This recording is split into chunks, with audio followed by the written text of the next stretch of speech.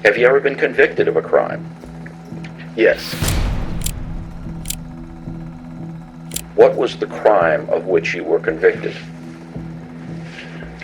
Two counts. One, soliciting prostitution and procuring a minor for prostitution.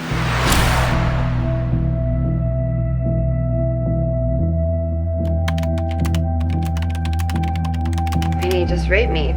It was like lying on a surgeon's table and someone doing things to you that you have no control over. You're powerless. I was trapped.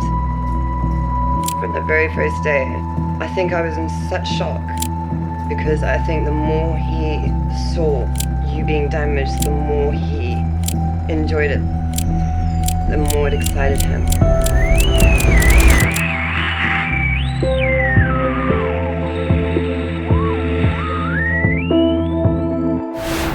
Tidak pernah berakhir dan tidak tahu sampai kapan titik penyelesaiannya. Gimana rasanya ketika kamu bertemu dengan seseorang yang memanipulasi keadaan? Hal yang diberikan adalah sebuah ketidakpastian belaka. Demi kepuasannya, mereka menganggap diri kita sebuah candaan saja. Percayalah, disitulah taraf kemanusiaan akan terlihat. Lalu, bagaimana dengan kamu? Pilihan apa yang akan kamu buat?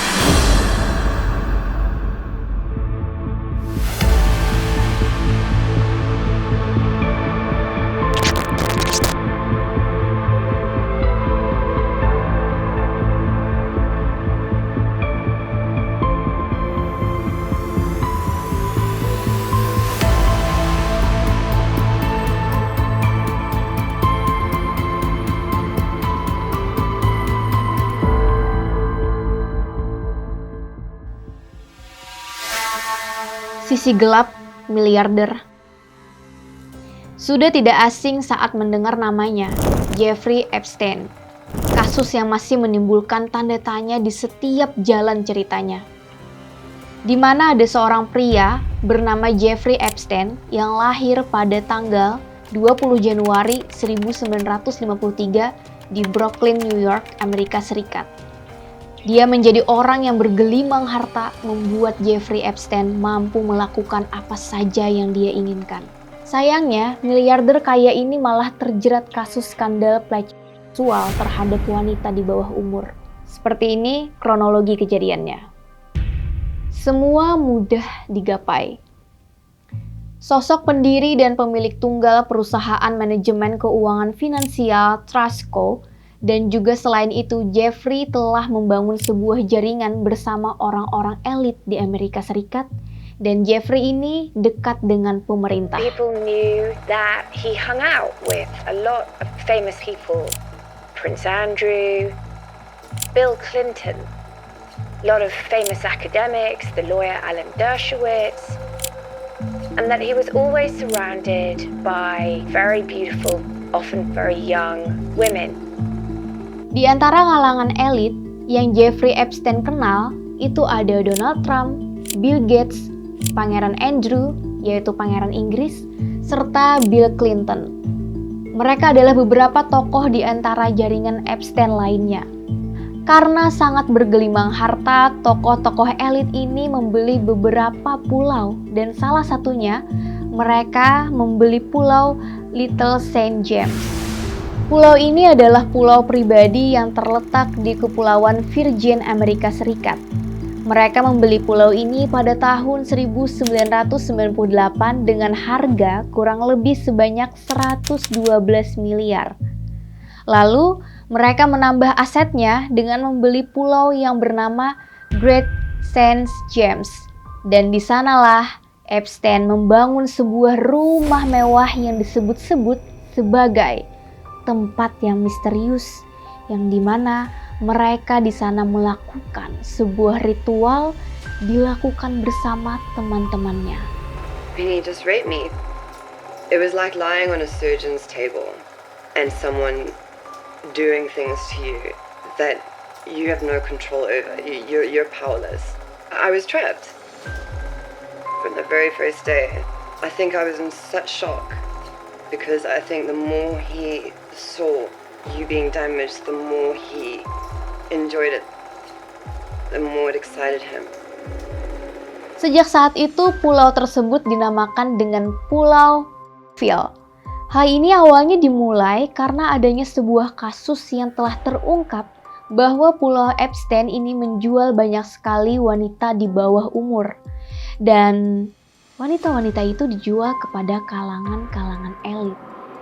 Dipercaya bahwa pulau milik Epstein ini sebagai pusat cincin perdagangan manusia. Dalam isu yang tersebar bahwa Epstein melakukan perbudakan terhadap wanita di bawah umur. Virginia Roberts. Dugaan Jeffrey Epstein melakukan pelecehan seksual semakin terdengar oleh publik. Dari hal ini ada sebuah pengakuan dari seorang wanita yang mengaku bahwa dirinya adalah salah satu wanita simpanan Epstein. Nama wanita tersebut adalah Virginia Roberts. They said, take off your clothes. I had these little girl undies on, like little hearts on them, I remember. And they were laughing at that because they like that. The younger you look, the better it is. It turned very sexual, and it was abuse straight away from both of them. Virginia Roberts ini mengatakan bahwa dirinya pernah di-booking atau disewa oleh Pangeran Inggris, yaitu Pangeran Andrew. Di saat itu Pangeran Andrew sedang berlibur di villa milik Epstein, yang dimana dirinya meminta Epstein untuk mengirimkan beberapa perempuan untuk dijadikan teman seksualnya. Virginia Roberts juga mengaku bahwa dirinya lah yang telah melayani Pangeran Andrew di saat itu. It didn't last very long, the whole entire procedure. It was disgusting.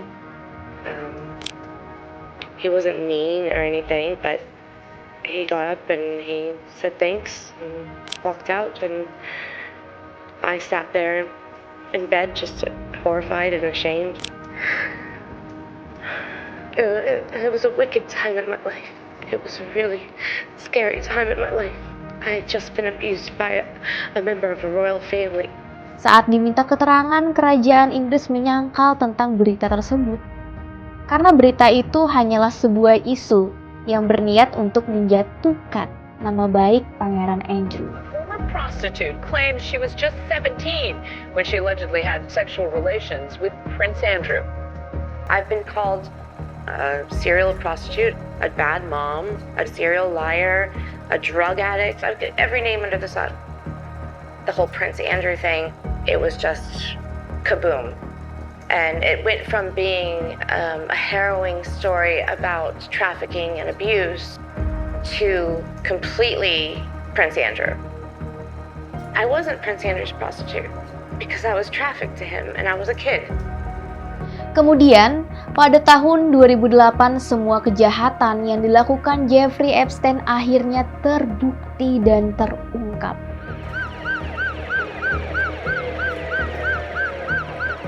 Big breaking news overnight. Jeffrey Epstein arrested at a New York area airport. Jeffrey Epstein was arrested at New Jersey's Teterboro Airport after returning on a flight from France. The 66-year-old hedge fund manager was arrested on federal charges related to sex trafficking. He has a bond hearing scheduled for Monday in New York. Pertama kali kasus ini terungkap, Jeffrey Epstein menjadi tersangka dikarenakan ada satu orang tua mengaku bahwa anaknya telah menjadi korban prostitusi Jeffrey Epstein.